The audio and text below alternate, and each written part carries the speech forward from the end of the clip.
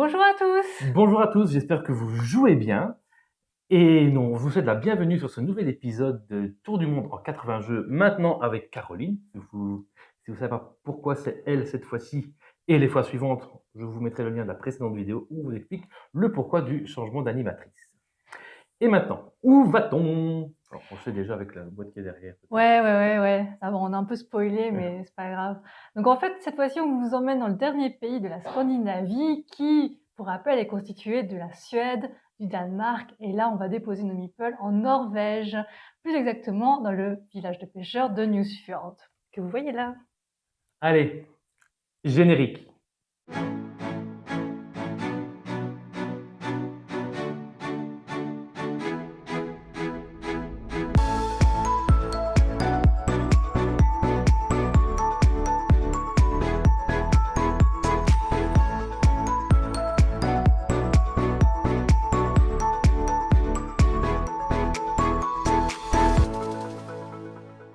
Tout comme ses homologues scandinaves, la Norvège est une monarchie constitutionnelle et la capitale c'est Oslo.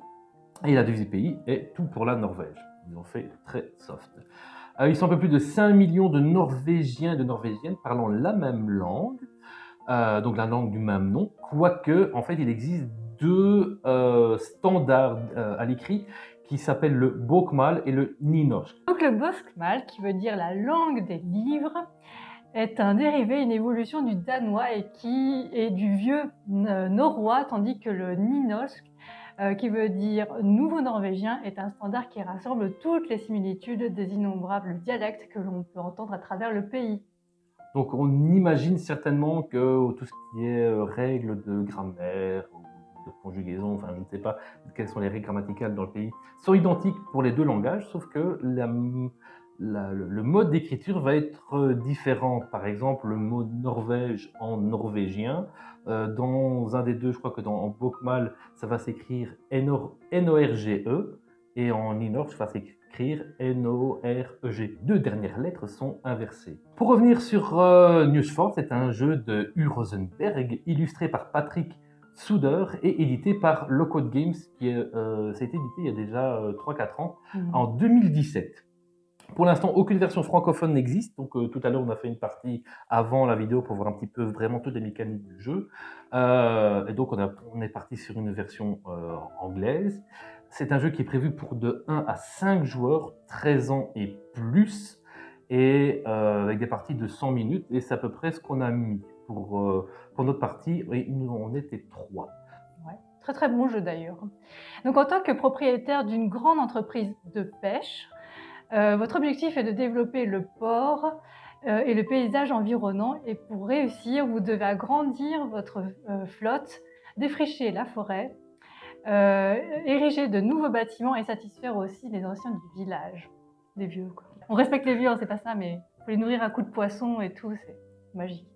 Donc, Nusfjord, c'est un village du nord de la Norvège et qui se situe dans les îles Lofoten.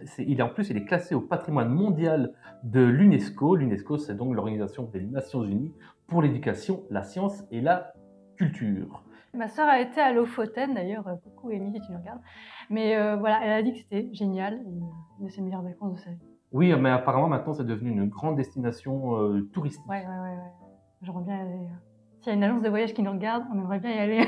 On jouera à ça sur place. La popularité de Newsfjord vient du fait qu'au XIIe siècle, la principale source de commerce provenait de son activité principale, la pêche.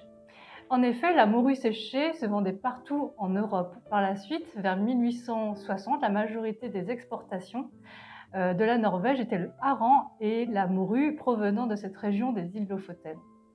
Le village est maintenant un musée à ciel ouvert où sont conservés les rorbus, les cabanes de pêcheurs, qu'on peut voir sur la boîte, montées sur pilotis. Certains d'entre eux sont réaménagés selon d'anciens corps de métier. Ici, au niveau du jeu, on est dans un jeu typique de pose d'ouvrier, dans lequel on va avoir les actions nécessaires pour l'engrangement de ressources.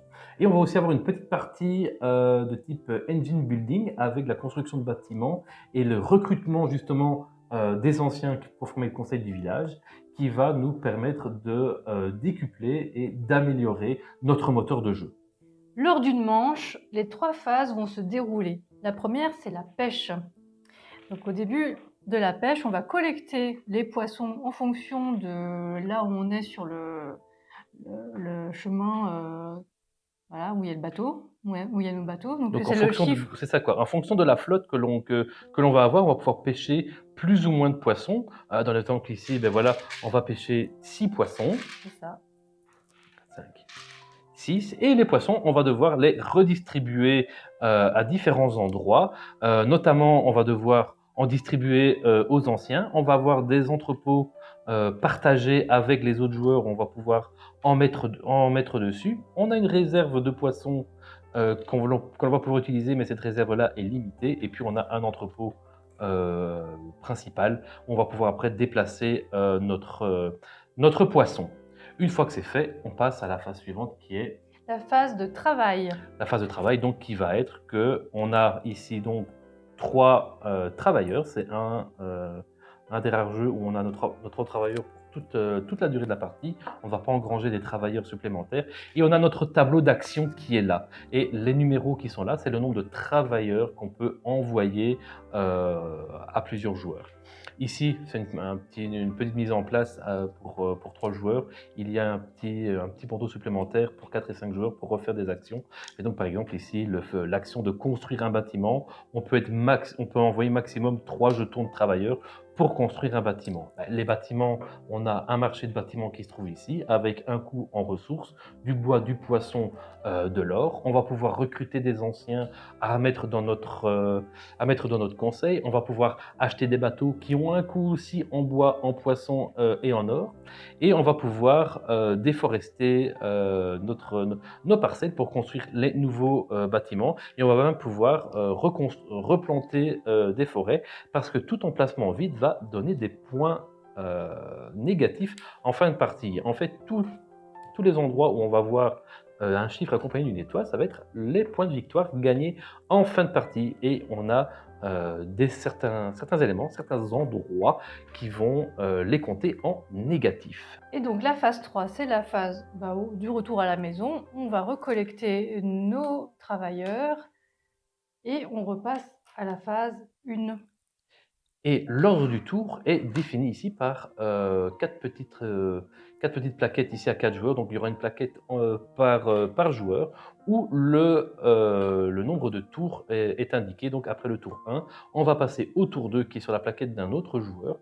Et à certains moments de la partie, en phase 3, à la fin de la phase 3, lorsqu'on change de premier joueur, on a un petit effet qui va nous donner un petit boost pour la partie qui est soit de rajouter des bâtiments, soit sur le marché, ou soit devoir piocher des bâtiments supplémentaires, etc., à mettre dans notre main. Et le jeu se joue, lui, donc en 7 tours. Et donc, bien évidemment, celui qui a le plus de points en fin de partie va être déclaré le vainqueur. On est donc sur un jeu pur de Hugo Rosenberg dans sa plus pure tradition. Tous ceux qui connaissent un petit peu l'auteur ne seront pas du tout dépaysés.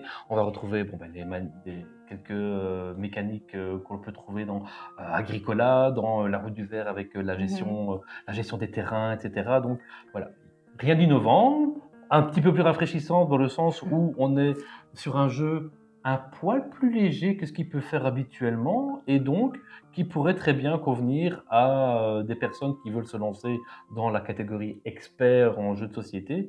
Et voilà, c'est une belle porte d'entrée aussi de ce côté-là.